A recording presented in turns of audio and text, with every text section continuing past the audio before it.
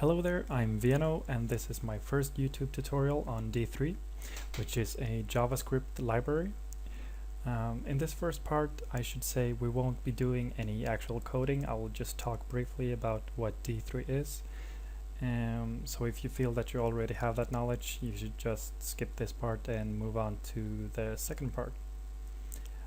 So for the rest of you, D3 stands for data-driven documents.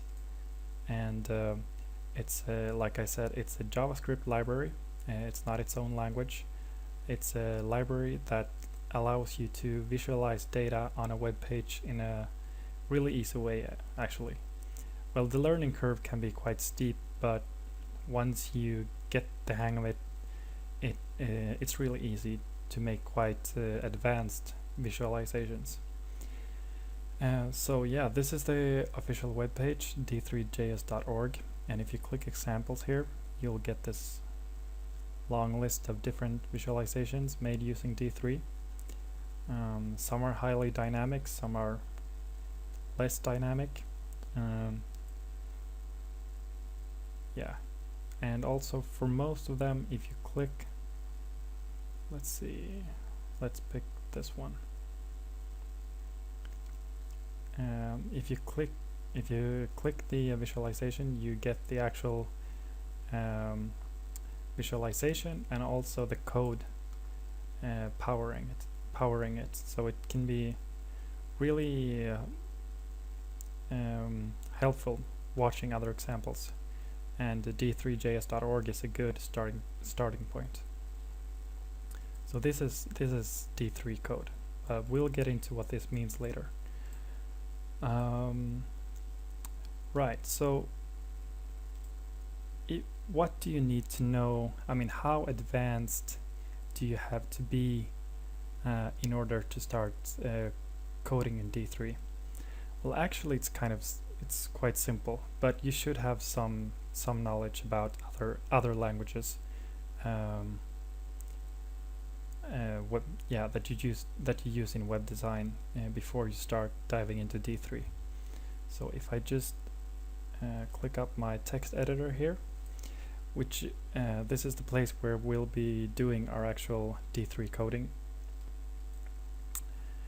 If you don't understand what this means, you should probably learn about HTML before you start.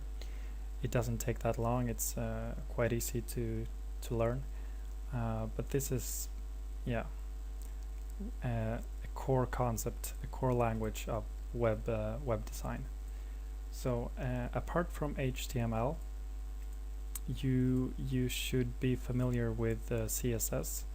D3 uses CSS3 selectors in manipulating the web document. So yeah, you should know some CSS. As for JavaScript, I wouldn't say it's necessary to actually know JavaScript before you start learning D3. In my case, it was almost the opposite. I mean, I knew some JavaScript, but hadn't really been doing a lot of stuff with it. But I really felt that my comprehension of JavaScript increased dramatically as I learned more and more about D3. Also, you should be familiar with the concept, the DOM, which stands for the Document Object Model, which basically refers to the hierarchical structure of a web page.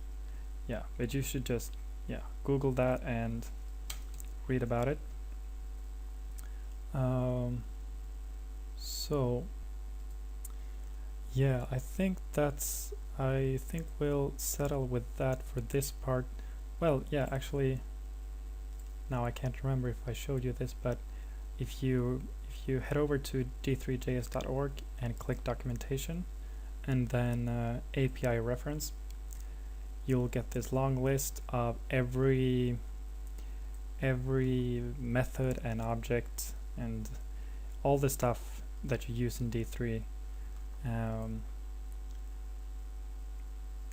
let's just pick something here.